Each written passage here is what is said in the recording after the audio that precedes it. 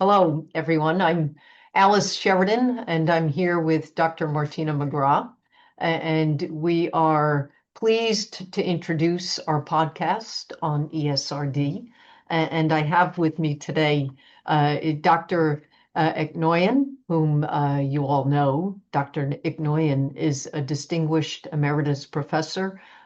Dr. Navaneethan holds the Dr. Eknoyan Endowed Professorship of Medicine and serves as the Associate Chief of the Section of Nephrology, Chief of the Renal Section at Michael DeBakey VA, and is the Director of Resources and Services Module at the Center for Translational and Precision Health.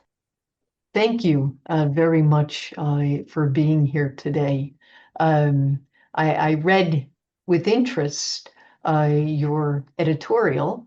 And for the first question, I was noting before we went on air that you're both historians of medicine. And you pointed out that the language, you started your editorial, that the language of nephrology was a relatively recent addition to the language of medicine.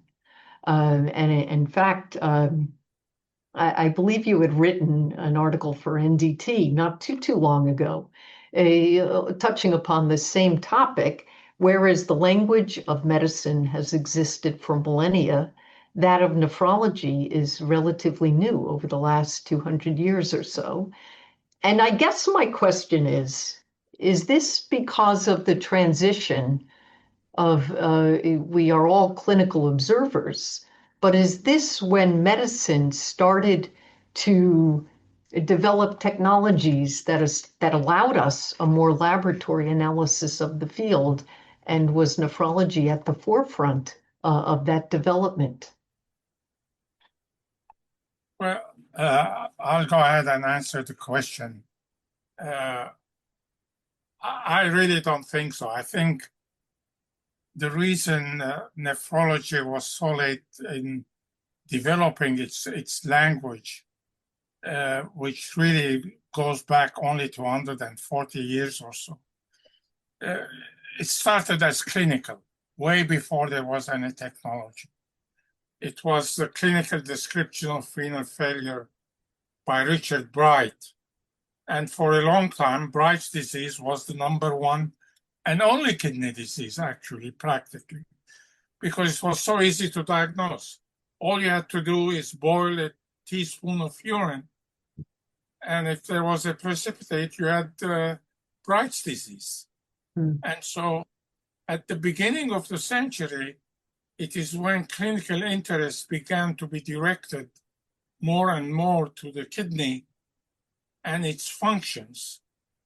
And then it did proliferate, obviously, only after cellular biology got into the picture.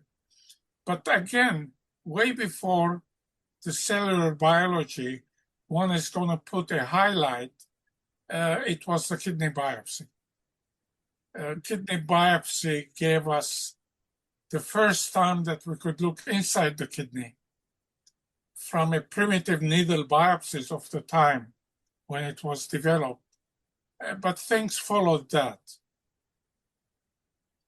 So I would say it was clinical, and then it was technical, and ultimately it was cellular biology that led to the proliferation. Now that's in terms of the research component particularly. But if you look again at the clinical nephrology development, it is when big data began to be available and analyzed by people like Dr. Navaneethan of what the diseases are connected with diabetes. And I think the big change that I was just telling Nathan, and Navaneethan, one of my best friends is Dr. Nathan Levine, so I keep confusing him. Sorry about that. But one of the big things I think that's happening that's going to really change is the communication that people from the American Diabetes Association, from the American Society of Nephrology, from the hypertension and cardiovascular people are coming together and trying to see how we can do it together instead of dividing it all to separate things.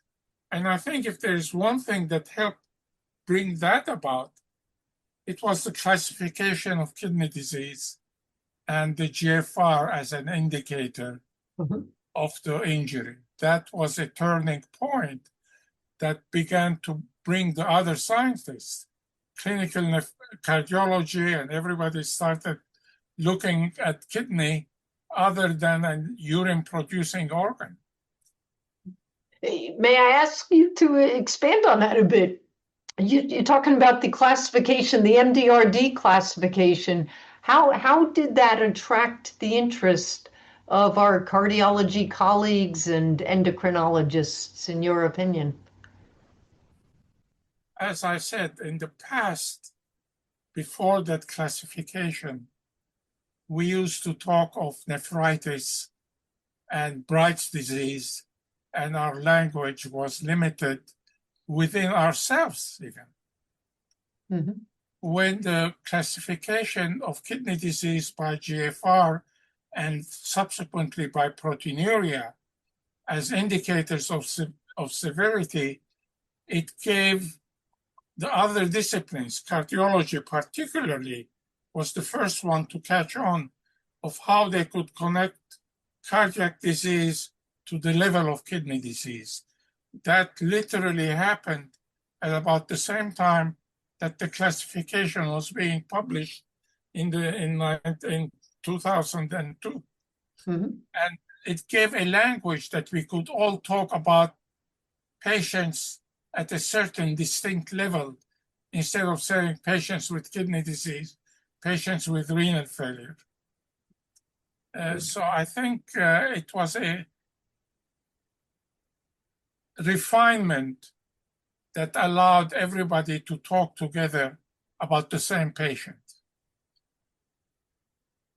Thank you. That's the other piece of your editorial that was sobering, is that you discussed at length that although transplant has made enormous strides, there was still an unacceptable mortality associated with dialysis. Well, I hope that the message that we were trying to convey is that transplant is the way to go. Clearly, yeah. Dialysis is a transient improvement done very unphysiologically. You take somebody, his BUN is 200 and you bring it down to 50. You take somebody with a bicarbonate of 12 and within hours you bring it up to 22, 25, whatever, the calcium, the same thing. And the body cannot adapt, and I think the patients on dialysis really don't feel good when they are on the machine. Some worse than others, some more tolerant than others, but really what we're doing is a correction, but it is not a physiological way of doing. And then they go home and within hours, they are uremic again. The BUN and creatinine build up. So it's a transient tide over. And it's a good tide over because people were just dropping dead left and right before that. There's no question that it's done a terrific good. But I think one is going to make, in this day and age, an intelligent decision. It will be transplant. Mm-hmm. Clearly. For me, I would accept dialysis for a short while, but not for long. Dr. Eknoyan, could I ask, because I agree with you, transplantation is the best treatment. I think our shortage of kidneys is the real limit that we're up against, which is very difficult. But I guess, you've described there very eloquently the limitations of in-center hemodialysis. Just want to ask your thoughts about the home therapies and where those fit, maybe as a stopgap to transplant as well, and the physiological risks and benefits there. You know, home dialysis is a heavy burden on patients. It's the burden that we have that we're dumping on the patients. When we were with the home dialysis study, we had trouble recruiting patients. Not only recruiting, after you recruited them, keeping them on, where everything was free, was being delivered, and there were people going and helping them at home. Now imagine you have a one-room house or two-room house, and you have to store, and the equipment is not coming, and who's going to connect me? I'm having trouble putting my needle. It's a very demanding, you know, I've been to the home of some of these patients, and it's very difficult. It's not, and some do very well. There's no, again, questions. There are a few smart people who do very well, who've gone on home dialysis for years.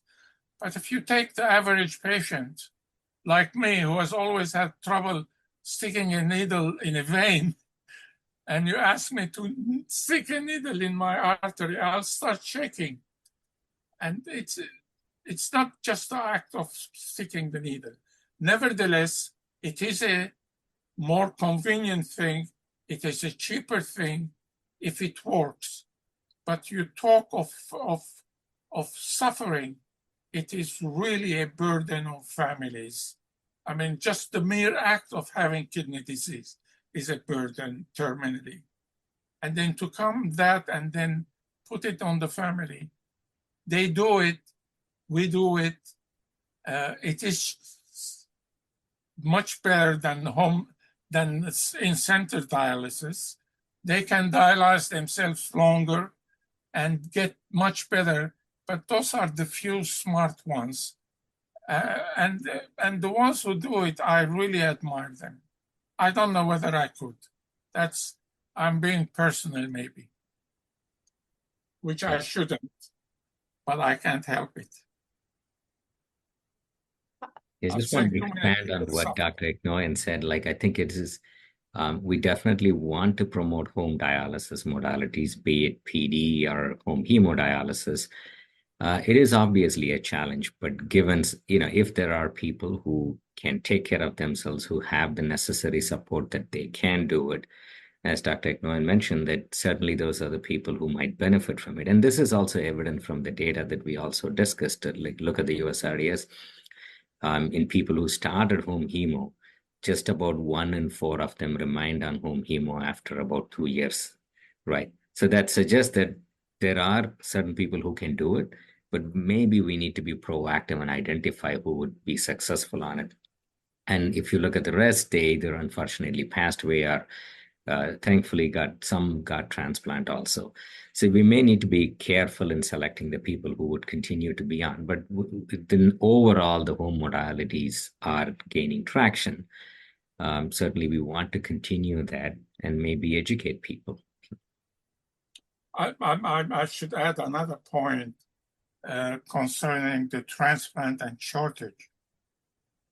Kidneys are down the road. They are already knocking on the door of transplantation. And as this is refined, which I'm sure it will be, the way science moves and every effort that's being there, I think pig kidneys are just around the corner.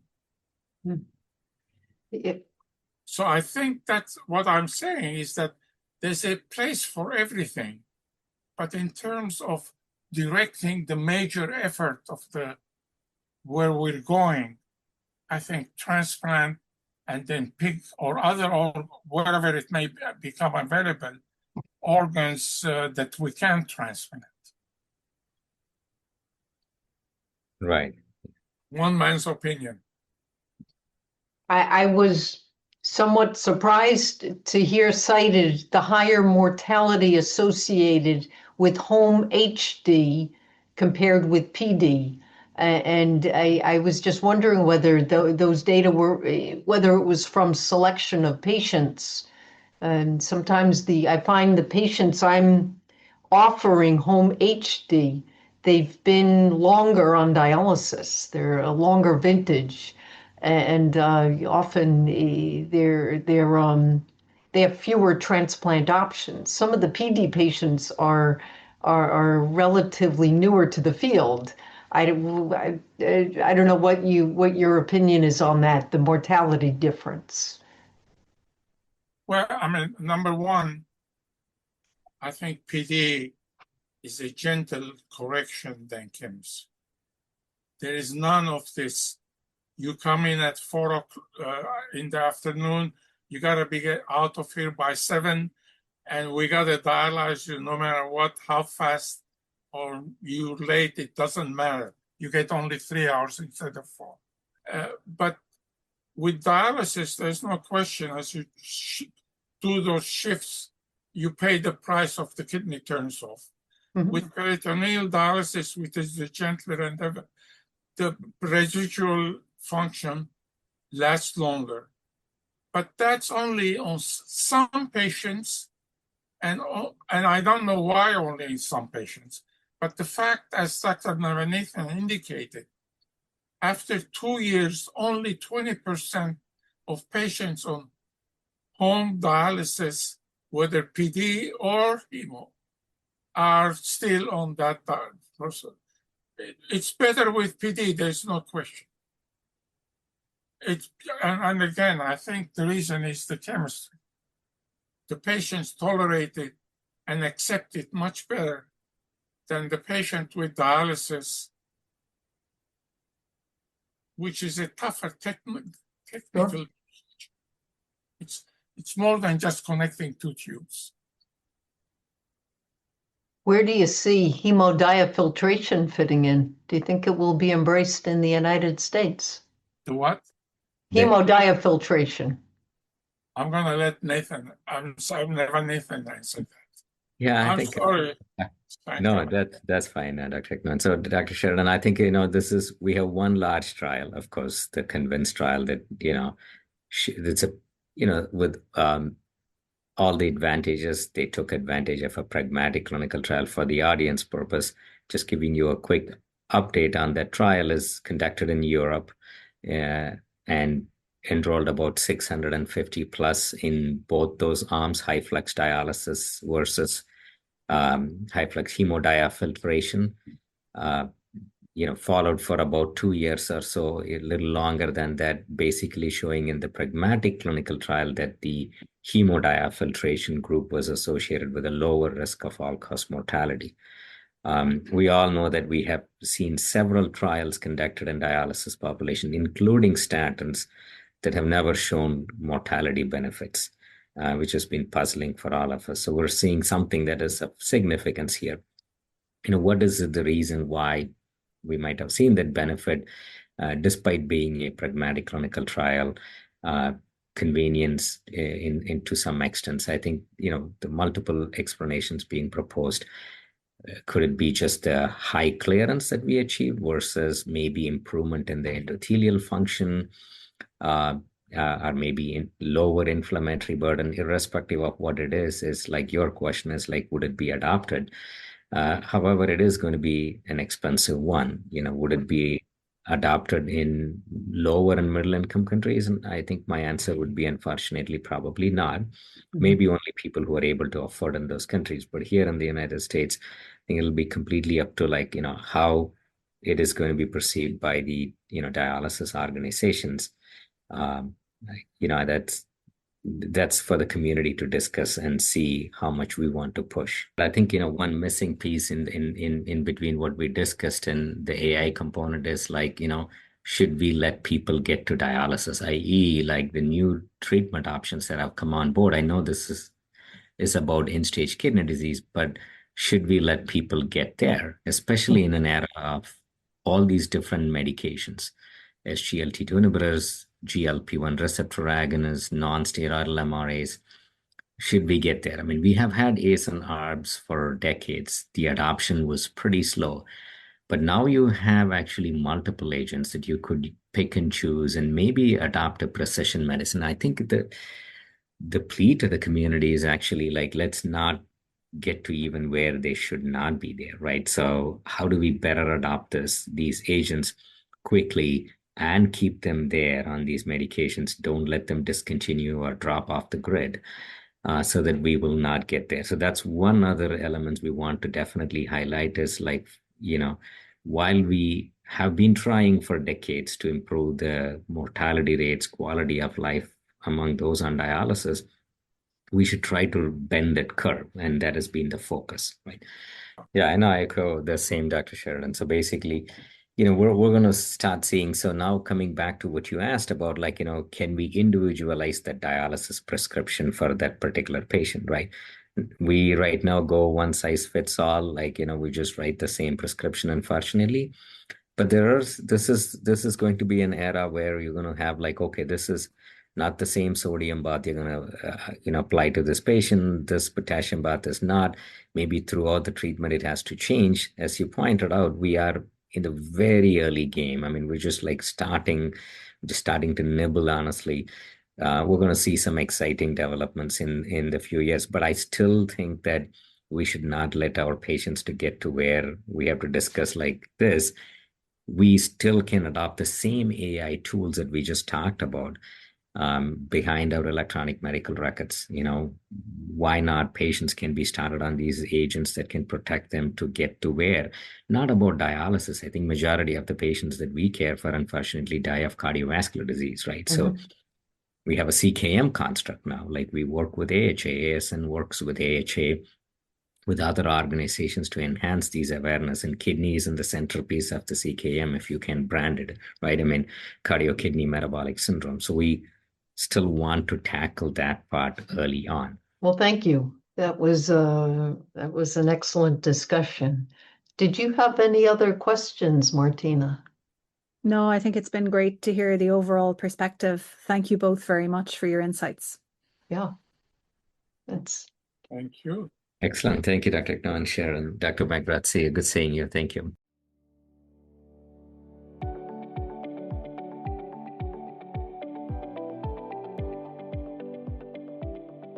This podcast is copyrighted by the American Society of Nephrology.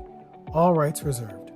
All content in this podcast is for informational purposes only and is not intended to be medical advice. This podcast should not be used in a medical emergency or for the diagnosis or treatment of any medical condition. Please consult your doctor or other qualified healthcare professional if you have any questions about any medical condition or before taking any drug, changing your diet, or commencing or discontinuing any course of treatment. Thank you for listening to this podcast from the American Society of Nephrology.